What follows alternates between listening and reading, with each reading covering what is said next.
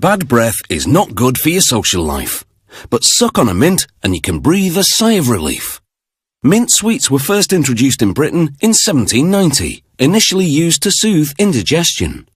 Later, the breath-freshening qualities were discovered and they became known as breath mints. At the factory, they make these tablet-style mints in various colours and flavours. For a lime-flavoured mint, ingredients include sorbitol, a sugar-free sweetener, magnesium stearate, which acts as a binder, and lime oil for that refreshing flavour. They load measured amounts of the ingredients into a V-shaped blender.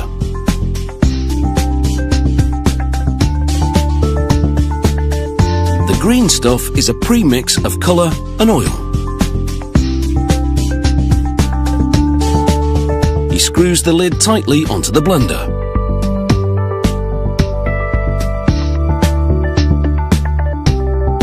It tumbles the ingredients for 45 minutes.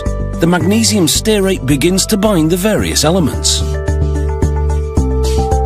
Then they mix blue and yellow pigment to produce a vibrant green one. The pigment is a booster to enhance the green colour of the mint and the lime flavour. After one more spin in the blender, the mixture is ready to be pressed. It flows out of the blender and into a bin. Once the bin is full, they deliver it to the tablet pressing machine.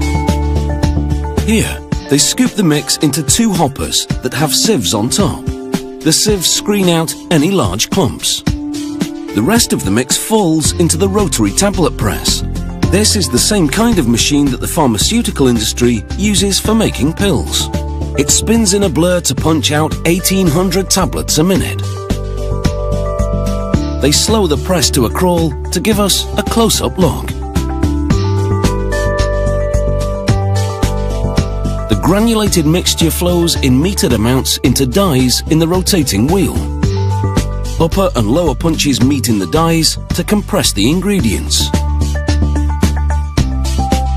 This fuses the mixture into hard tablets.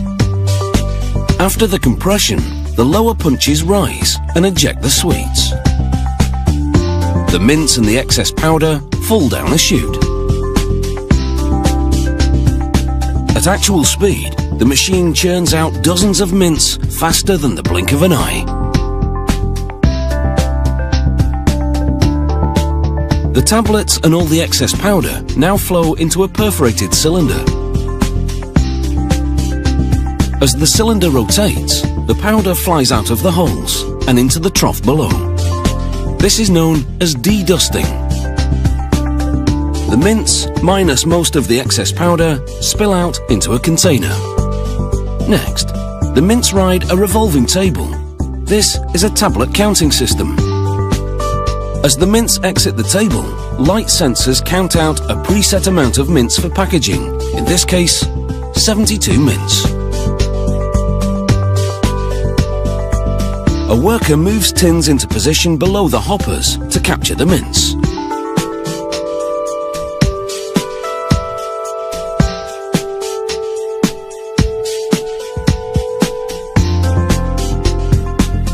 This kind of tin has been used since the 1920s. It has a sliding lid that makes it easy to open.